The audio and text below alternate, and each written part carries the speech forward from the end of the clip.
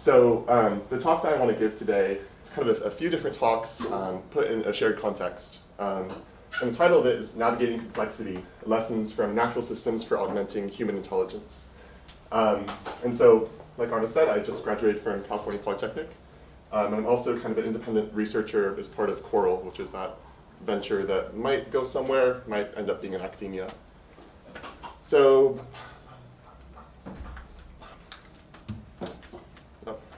let's see, there we go. Does this work? Yes. So broadly, the talk that I want to give today is about steering complex systems. So I'm sure you'll think about complex systems quite a bit in the center, but the big picture is that we're making a lot more of them. So you can think about the evolution of our writing, starting from cuneiform, going to quipu, and not in parallel, geonts, like all these old writing techniques, and eventually we end up with giant libraries of text, and we need to organize them in some way. And the same happens in organizations. We end up creating bureaucracies, governments, and so on, and supply chains. So we need to get stuff, we need to pay for it in some way, and we keep on building these really, really big systems with a lot of moving components. And over these systems, we have a lot of power. So we decide how to build them, and we also can pull a lever and turn it off or change a parameter, which is a lot of power to have when they control the world, or when they govern who can survive and so on. The problem is that we don't know how to manage these systems that well. We can't design a solution for a system because we can't understand the whole thing. So we can't just say, okay, let's like cut this bit out and add this bit in and that'll be good, right? We might implement some legislation for something and not understand the whole problem and then get a really complex result that we didn't expect. And then we have to make new legislation for that result, and then it ends up kind of snowballing like that. So this is kind of a big problem, right? And what I'm interested in is how can we do better? And specifically, how can we find examples of this problem occurring in nature and then kind of figure out how it's doing it and then implement those solutions in our systems?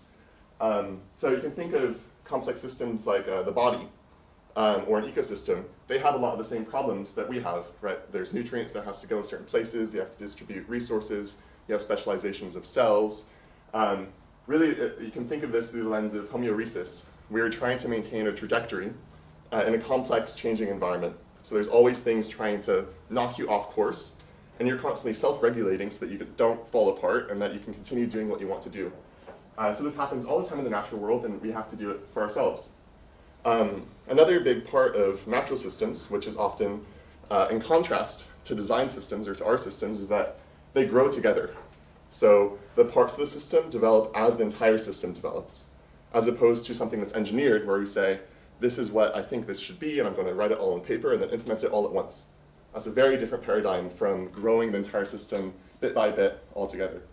And this, I can't really integrate this too well, but a big perspective which is useful is looking at the collective before the individual. So rather than thinking of the whole system as a bunch of parts working together and turning into a big individual, think of it as a collective which ends up working with other collectives and forming a larger collective. And that perspective shift can be very powerful. And just a good example of another complex system that we're working with here is TikTok on the bottom corner. So that's taking the map of people moving through TikTok and seeing how they end up being recommended different content. You can see there's implicitly this huge graph underneath this. So I've been interested in these sorts of problems for a while, mostly through the lenses of sense-making or augmented sense-making, augmented intelligence, and artificial life. So through the augmented intelligence side, you can imagine it as like wearing a bunch of funny hats. Like, how can we have some intervention that helps somebody solve a problem better? So that could be through like healthcare self-management. How can we help people understand their problem and then find solutions out there in the world? Reverse engineering, software development, research, online communities. Basically, the idea here is there's some complex problem that is hard to solve, and humans can't just do it very easily just by adding more force to it. So how can we help enhance human abilities in these problems? And the other area that I work in is more theoretical, which is looking at like the evolution of cognition. Or also like looking at how we make sense fundamentally. So in that top left corner is looking at how when we stimulate the brain, how that can help us figure out an object by touching it with our hand. and trying to deconstruct that process. And some other theoretical work is like ecosystem simulation. So how can we model an entire ecosystem within a computer, like an artificial ecosystem, and see the large-scale dynamics of that. I should start my stopwatch, of that system. And so who cares about this? Like, why would you want to study this? So most of this work has been through my university, just because I can be a master's student and study what I want, which is awesome, because sometimes it's hard to do this work.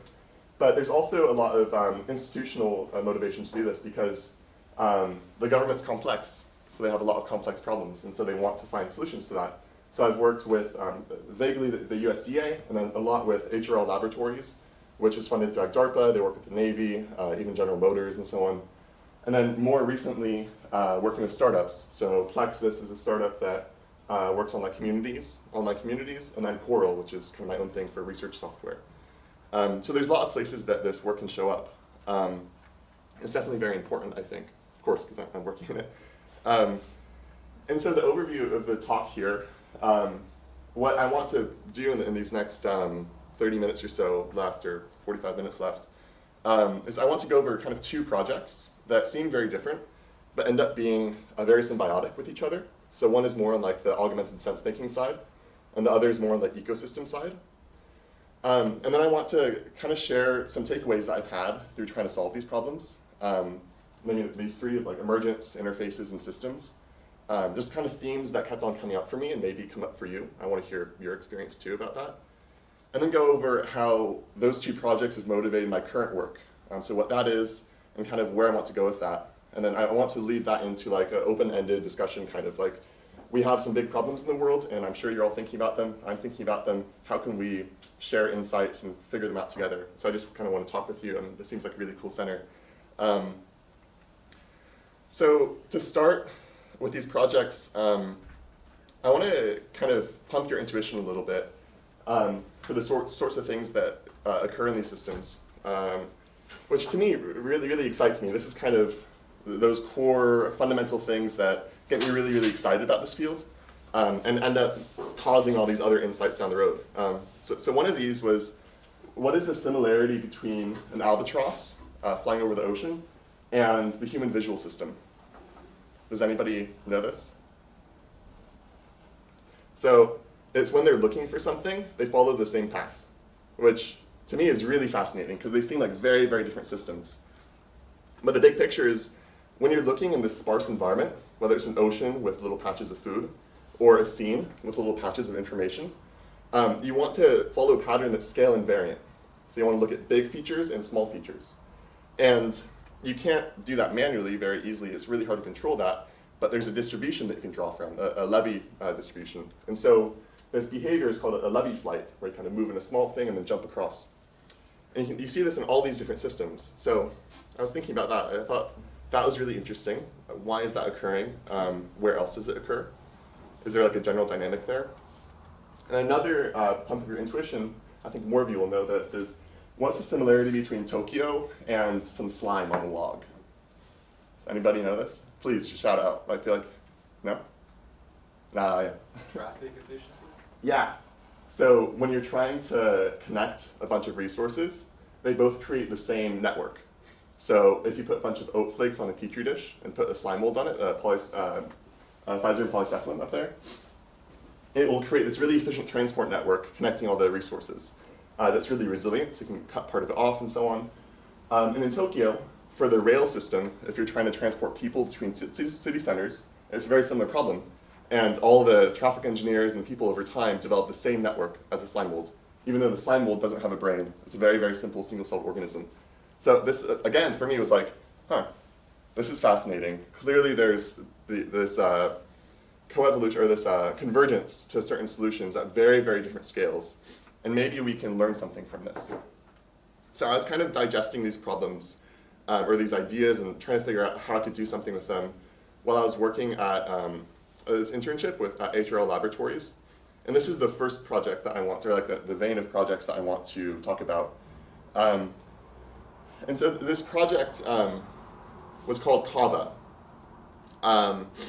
which stands for Cognitive Aid for Vulnerability Assessment. And this was working with the Navy, funded by DARPA, and with working with CMU a little bit too. I was an intern at HRL Laboratories, so I was a small part of this much bigger project. And the problem here was you get a bunch of software. The Navy would have some software, and they say, is there something wrong with the software? Could a hacker find a vulnerability in it? And so they had these experts that could look at the binary code of this deliverable and find these little loopholes in it and say, this is a place that a hacker could get in and do something bad. The problem is that they couldn't teach anyone how to do this. They just built up this experience over a long period of time how to deal with this really complex, hard problem, but they couldn't create a curriculum to train people with it, which is a problem because it makes it really expensive to do this thing, which is really important to safety, right? And so this project, the idea was to first understand what the experts are doing. So maybe use some cognitive neuroscience to figure out how they solve these hard problems. Maybe model their behavior and their cognitive processes, and then use that to provide an intervention. So can we make the problem easier for people to do? And can we demonstrate this expert behavior to help novices copy them, to learn them? So it's like instead of having you develop a curriculum by writing it all down, can they just kind of follow in your footsteps and learn that way? And to give a sense of the problem here, this is the interface that they're dealing with, or the stuff on the left side. So you'd have, I think a really good analogy for this is you have a big stack of legal documents, right? It's in this kind of coded language that is really hard to understand. In this case, it's binary, or ends up being assembly and then C. But you have this coded language, and you need to look across these really far apart documents and say, oh, there's a similarity between these two things. They're working together. And because of that, that leads to a loophole in the legal document, or in this case, a vulnerability in code. And so you're given this just huge, like hundreds of files. They're really, really long, and you have to, that's a really hard task. Right? You can imagine how hard that is. And so one of the things that we could do is visualize the entire space. So this thing here is taking that binary code and putting it on like a little Hilbert curve and showing these are like the different sections of what's happening in this program. And on the right there, on the far right, you can kind of deconstruct it into like the flow of the whole thing, like this statement leads to that statement, they all connect together. So already we had some tools to make this process a little bit more intuitive, to try and visualize it. So it's like an intervention by tapping into our old cognitive competencies to like recognize a scene instead of trying to reason through something sequentially. But you can imagine this is a hard problem. So how did we try and approach this? So to approach it, we first wanted to understand how are experts solving this, and how can we model their behavior. So I'll kind of skim over some of this, but there's this whole side of it trying to use EEG and convolutional neural networks and heuristics to understand what state the expert is in as they're going through the task. Like, can we tell when they find an insight and all of that? And then we're also using this cognitive model to look at how they move around the code. So there's like the neurophysiological side, what's happening inside of them, and then there's like the behavioral side of it. And for the behavioral model as well, and this is something that appears in a few places, so this is why there's an image of it on the right side.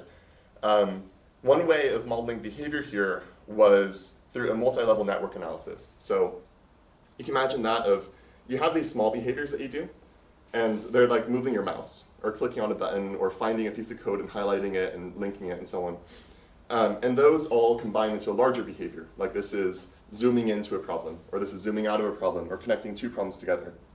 And those end up forming into a higher level of behavior, like this is solving this first problem, and then solving the next problem. And so you have this kind of multi-scale thing, where you have small behaviors forming larger behaviors, forming larger behaviors. And then the intervention here was, one, that spatial visualization, and then the second is a trail visualization. So that trail visualization, you can imagine is an expert would look here and then follow here and then go back there and then go here. It's kind of like they're following a path. And what we could do is say, okay, I can kind of abstract that path and map it onto the current problem and project what an expert would do. So if you're trying to solve this problem, they would go this way, you know, and then maybe they came from that direction. And so you could follow them and so on, right? And the big picture of this project was you have some expert patterns that we've stored somewhere in this cognitive model and this behavioral signals. And then we have somebody doing a task right now, usually in higher resolution than that. And when somebody's doing this task, whether it's a novice or an expert, we try and figure out what state they're in right now. So physiologically, are they stressed out? Did they just discover something? Are they kind of getting really tired? Are they really fresh? And then what are they doing as well? So where are they in the code? What are they trying to solve? And then a lot of the work of this project that I was mostly focused on was, how do we then take all this knowledge and turn that into an interface intervention? So how can we highlight part of the code and kind of guide them in a space? So this is like the big picture of the system, which just to go back to the overview of the talk, I'm going to kind of present a few systems and then see how there's these connections between them, which I think are really valuable. Can I ask a very Yeah, of course, yeah. The experts, are they doing the same thing? So I guess, is this kind of an abstract model averaging expert behavior? I could imagine that experts in some cases would have different strategies to this thing. Yeah, so they're definitely doing different behavior. Unfortunately, we didn't have enough experts to start gathering really large-scale patterns.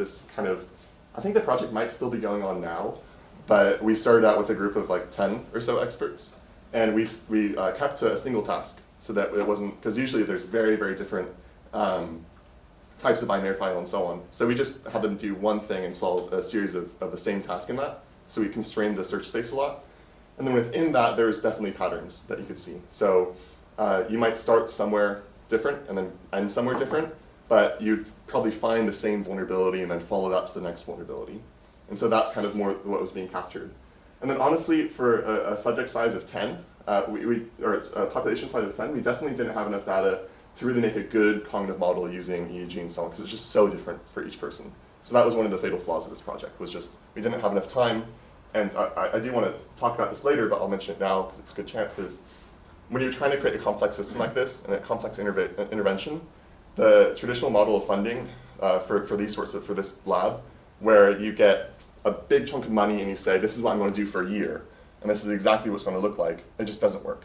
Because you start doing something, you realize, oh wait, there's totally something we didn't consider, and there's something else we didn't consider, and we need more people. And so we were stuck on this trajectory for like a year and a half or so.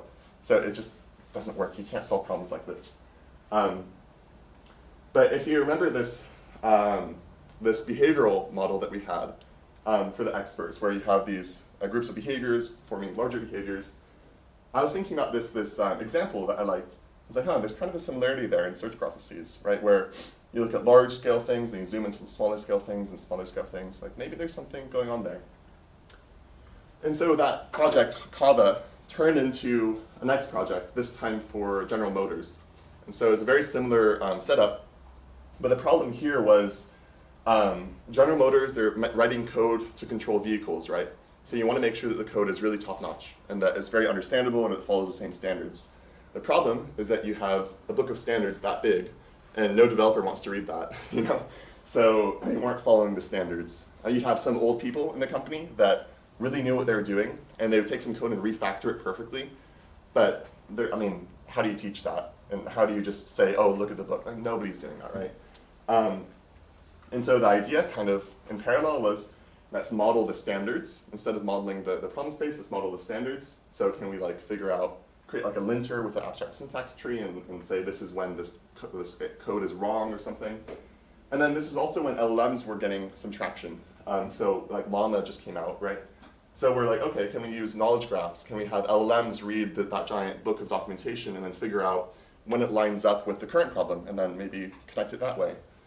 And then we're also still interested in expert patterns. So can we look at an expert taking some code and refactoring that, and use that to help a novice refactor it better? So very similar problem, very similar sort of flow of it. And then we also wanted to integrate that into the development environment. So yeah, same idea, either have a linter that says this is the problem that you have, or say this is what expert would do. So a very similar problem. And the way we solved it, we ended up having some similar patterns show up again. So when you're trying to do semantic search, so I'm kind of throwing a lot of different ideas out here, but I feel like maybe the right place for it is here. So you take some text, right, and you turn it into a bunch of numbers, a big vector. And that vector, if you look at similar vectors, represents similar text. This is the whole idea of like embedding, text embedding. And say that I have a million vectors like that, and they're really long, and I have a new one, I want to say, what's the most similar one out there? Or find me the 10 similar examples out there, which is a very common problem right now in like semantic search, working with LLMs and knowledge graphs and so on.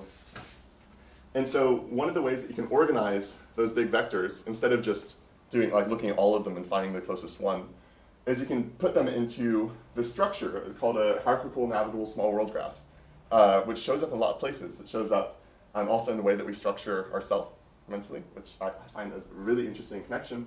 And also there's kind of an abstract connection to how the world is organized. So HNSW, if you look at it, you can kind of see how there's small things which together form into a larger cluster, and that larger cluster forms into a larger cluster, and on each scale, laterally, they're all connected. And eventually it forms into this large thing. So imagine trying to climb a mountain. I like this example. You're standing over here and you say, I want to go up there. The first thing that you see is that there is a mountain and it's over there. And then you start walking towards it and you see, oh, well, there's actually a boulder and I need to go around the boulder. And you start going around the boulder and you say, oh, actually there's this foothold on the boulder that I have to get in. And you can see, you kind of zoom in and then you zoom out, and you zoom in and you zoom out.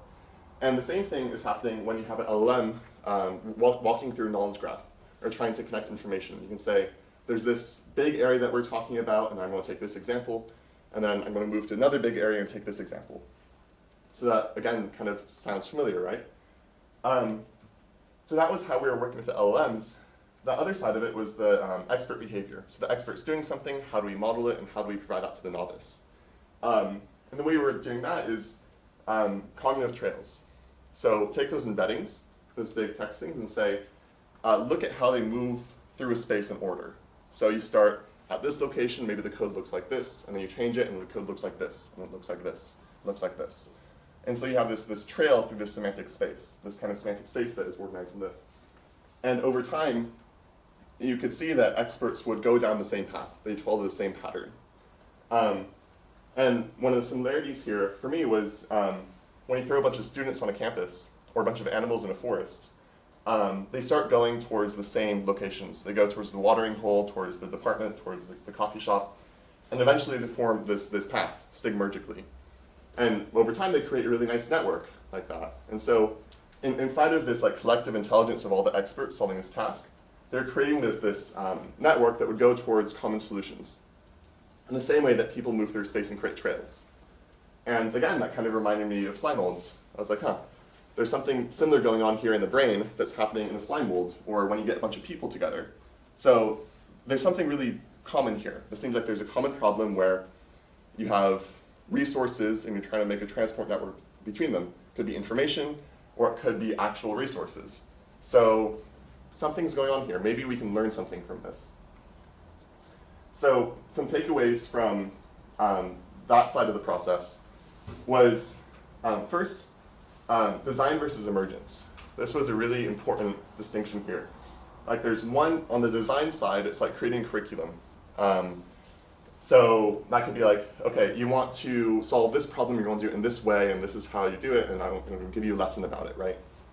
And the other side is more like tacit knowledge. Like just kind of try the task for a long time, watch somebody do it, and eventually you'll kind of intuit it. It's like walking.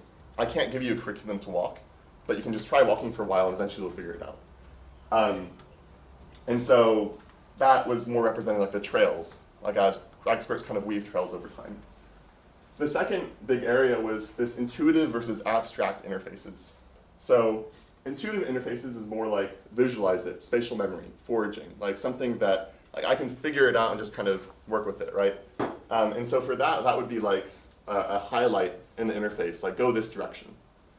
An abstract interface would be more like a metric of success. Like, okay, I found that you did this specific problem and this is the specific answer and so on. Or maybe the task completion time was 5 minutes less than before. It's like a much more abstract metric. And you really had to balance the two of these. For one side of it is when the expert's trying to solve the task. The other side of it is looking at that whole process, trying to figure out when does it go right, when does it go wrong. on one side I could just ask the person, was it good, was it bad? On the other side, I could try and measure it in this abstract interface. And so with complex systems, that, to me, was a very important distinction, and it shows up later. And this last bit is this natural growth in systems thinking.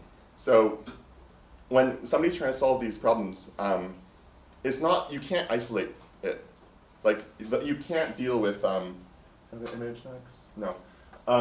So if you remember that big interface, I can't solve that problem without the context of that interface.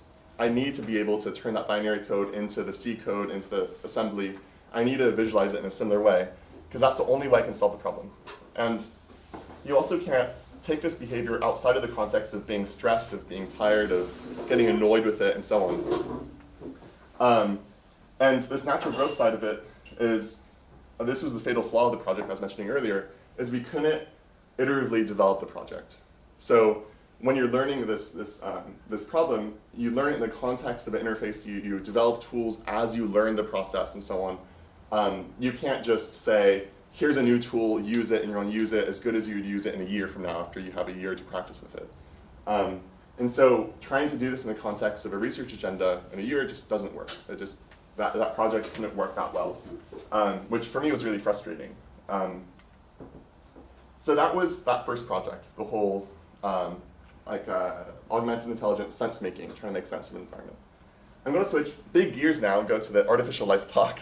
But I think that you'll see a lot of similarities in it. So this was the presentation that I gave at Artificial Life. And this is more the ecosystem work. So I'm just going to give a brief overview of what this work is like and then go into how it connects to this larger scale problem of trying to steer complex systems.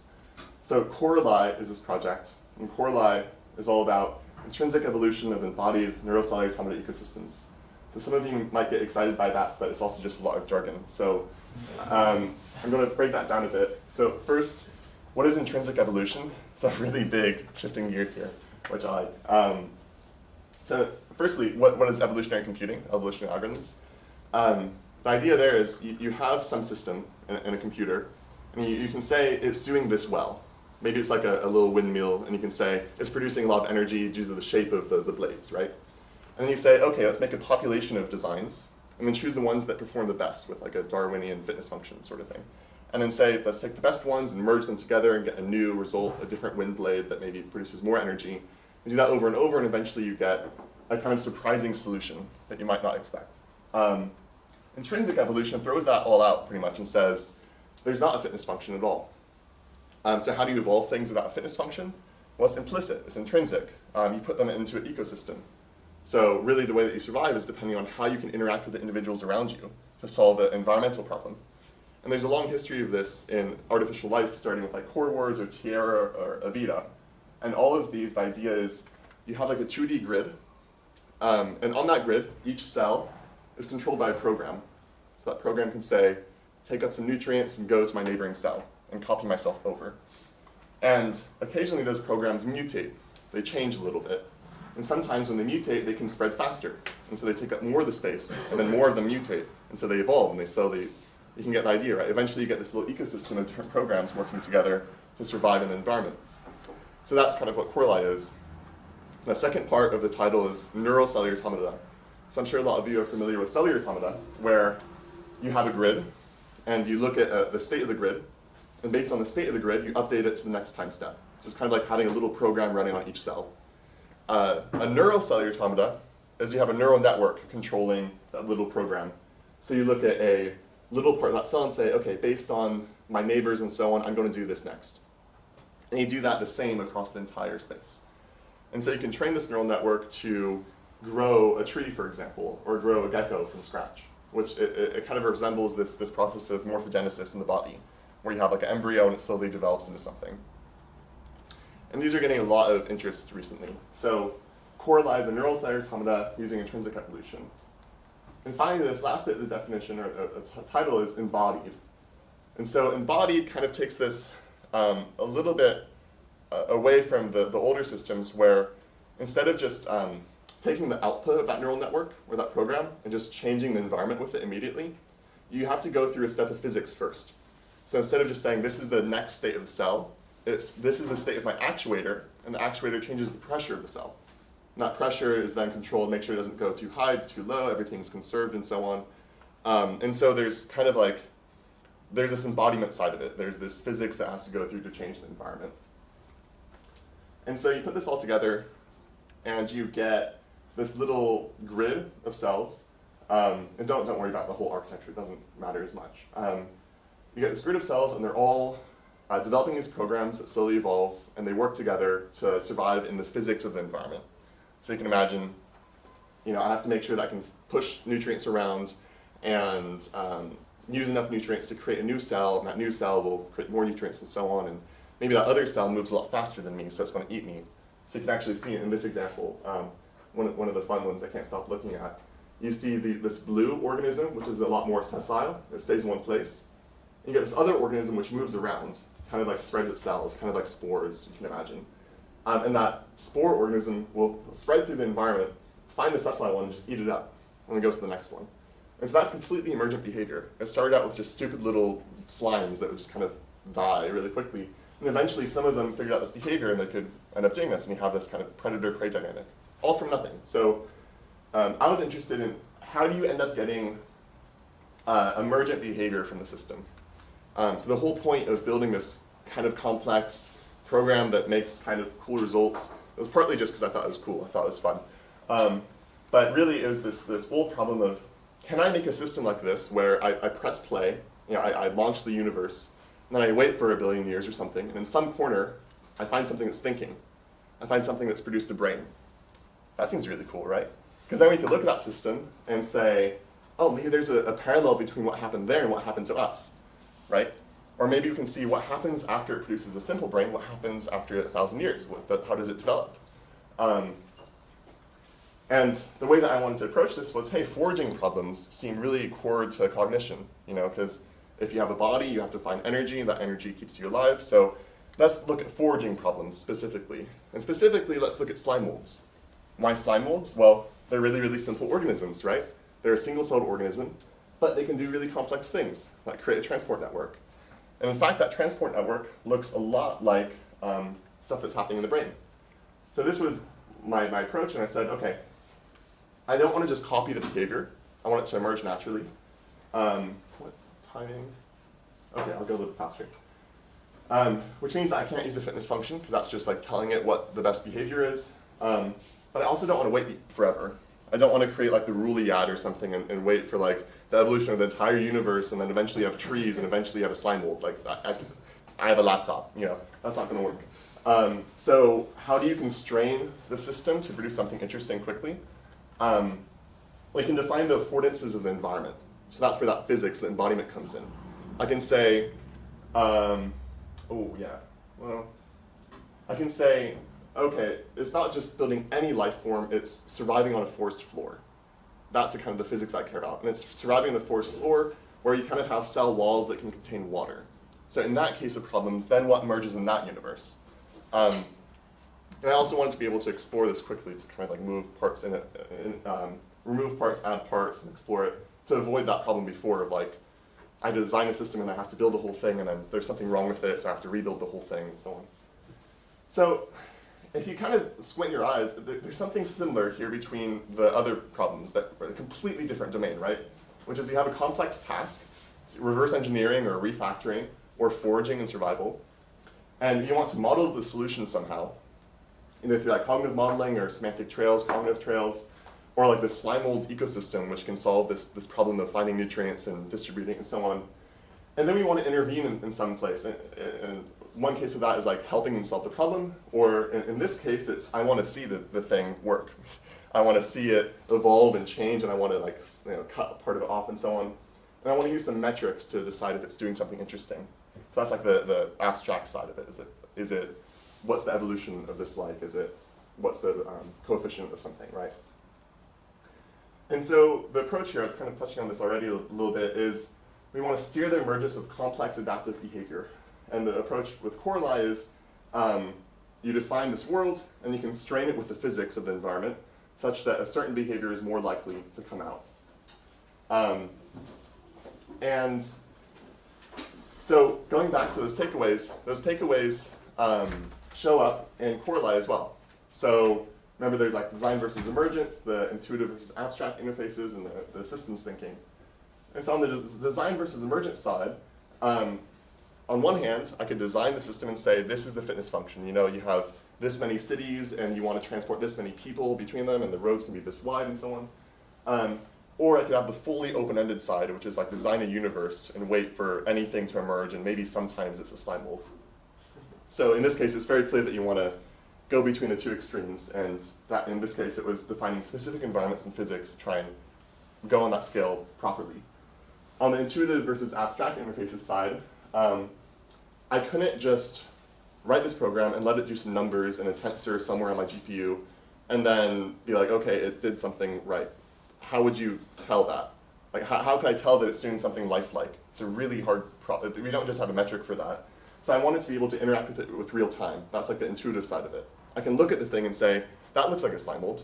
Good, you know, I did something. On the abstract side of it, it's more like the metrics. Like, can I look at the phylogeny of the evolution of the system and say, there's diversity. There's an ecosystem coming out of the organisms here. Or, and this is going back to that whole multi-scale complexity thing, is just like how experts can take small behaviors and turn them into big behaviors, or an albatross going over ocean looks at small things and then big things.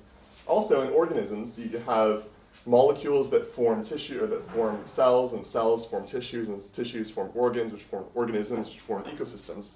Right? You have this multi-scale complexity building up.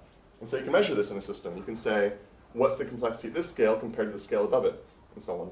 In fact, that's a really good measure for if the system is doing something lifelike and complex. It also has this whole tie to criticality, which I hopefully I'll touch on in a little bit. I only have like 5 minutes left. In this last bit, natural growth and systems thinking. So firstly, you can't get a proper slime mold without putting it in the context of its ecosystem. Like, think about a bird. Like, if I wanted to model a bird somehow, which is a relatively complex system, we can all agree, I can't do it without the tree which the bird jumps from to fly and puts its nest in. A bird can't exist without that, really. It can't exist without vision to see, which means that you have to have light in a system. It can't exist without air to fly through, which means fluid mechanics. It can't exist without insects to catch, which means that you have a whole ecosystem, right? Like, a bird doesn't exist without the context of the entire system. And a lot of the time when we try and solve complex problems, we don't think about the entire system, which is a big problem, right? And then finally, this natural growth side of it, which to me, the two are very connected, is the modular physics. Can I really quickly define a new simulation?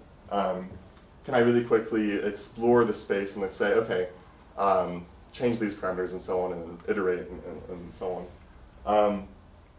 So let's see. It's, are people very hungry? So we have until 12. And Okay. if you transition us quickly to the conversation, Okay. I think that's fine. Okay, so you can imagine a kind of, there's a lot of symbiosis between these approaches, which I think is interesting. And now it's kind of guiding what I'm doing now. So to these two things I said, okay, how do we do something that properly integrates the two of them? And so the things that I care about are helping humans work together through knowledge management and community building. So knowledge management is like, how do we, if I do a bunch of research and I collect all these papers and I find insights between them, how do I remember what I did a few weeks ago or a month ago? I'm sure you've all dealt with this problem. It's like, I did something really good and then I forget about it, and then in a year I stumble upon it and I'm like, oh my god, I already figured this out. Like, what am I doing? Or somebody in another department was doing it at the same time. In community building, it's like, somebody else is doing the same thing. How do we work together? And these are just examples of people working together and creating a self-organizing system, whether it's a city or whether it's r/place.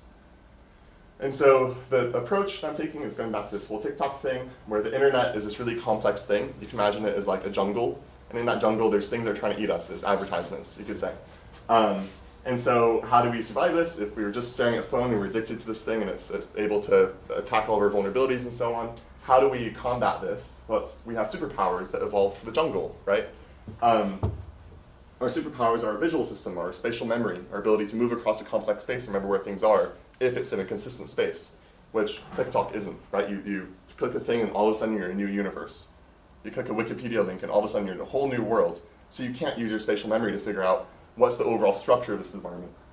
Our social sense, our ability to work with other people and form organizations and let those organizations go away eventually, our ability to even like feel things. Can we use all of these abilities, which make us superhuman, to navigate these complex spaces which are otherwise mediated by an algorithm which can then be hacked to capitalize on our attention and so on. And so just briefly, some of the approaches that I'm taking is taking those complex landscapes, putting them through LLM, and visualizing them spatially. So this is like a knowledge base turned into a map, which is all right. You know, you can, if you have labels on this, I can kind of remember that this is all about French philosophy, I think, and this is about technology. And this was like a year ago, so that's kind of interesting that I can remember the space of this strange map, right? Our spatial intuition is really good, so can we do that? Can we use that? Yeah. The whole lower left corner is French philosophy? I think it is this whole circle here. And it was separated because LLM thinks that French is a lot different from everything else because it's different language. How the hell did you make that graph? Like what's the names of the lines? Magic. Yeah, so this is, you take all those really big embeddings of text and then you run them through dimensionality reduction. So in this case it was, I forget if this was PCA or UMAP. Yeah. And then so you get this 2D structure, right? And then you can cluster it hierarchically. So you say these two are similar and so on, and then you group them together. And then with that hierarchical clustering, you can do a weighted nested Voronoi diagram. So that's what you're seeing here. So the Voronoi diagram, you take these little cells and you grow them out and you say this is a whole region around that. The nested side of it is you have a region of cells and you draw a bigger thing around that whole thing. And then the weighted is, there's a lot of documents in this area, so you make the line a lot bigger, make it a lot stronger. And so that's how you get these nested structures here. I'm happy to talk about this more afterwards. But the second thing that I'm trying to use to help us make sense of large knowledge bases and organize ourselves is this whole idea of cognitive trails. So this was a brief project where we used Apple's Freeform, so just something that already exists, a whiteboard app pretty much. We got some people together where we could have a conversation spatially. So you can see like, we start talking about something here, and then we kind of follow it down, and then we end up branching off and talking about this whole tangent over here. And we go back and we talk about this, and we have another tangent, and we say, oh, that tangent is related to this tangent, so we copy it over. And so you get this process where we're kind of building this trail system. And as we build this trail system, we have an imprint of what we did. So I can look at this and say, I really remember this structure well. And these are summarizations that we made, but LLM can make those really easily. I can remember these structures much, much better than a text. So when I'm texting somebody, it's just like this linear feed. It's really hard to memorize. You have to scroll and scroll and scroll. This, I can just say, oh, right, there's that shape of it. Remember it. Cool, I can reference it in the future. So this is like the cognitive trail aspect, which I remember showing up earlier. And then finally, some of the most recent work was working with that startup, Plexus Voices, which the whole idea behind that startup was you record your voice for a bit, and then you use you do semantic search. So you find people that are talking about similar things, and then you talk together so that you can have a conversation with somebody across the world. And it was a really magical service, platform. I started using it and ended up talking to the CEO a bunch. So he invited me over to New York, and we built this together, which was visualizing the space of communities in here. And so the same idea, you take a bunch of embeddings, cluster them hierarchically, and then visualize them in the space. And this also includes LLM summaries of what's going on. So you can kind of see that there's this cluster of people talking together. So what's going on next, and this is just the open-ended discussion, so I just put a bunch of things up here that we can talk about. So I want to kind of combine these. So the idea is, how do we make social media or the internet into more of a jungle where people organize their own communities, where we can follow the paths that other people take, that we can use our senses to understand and work through.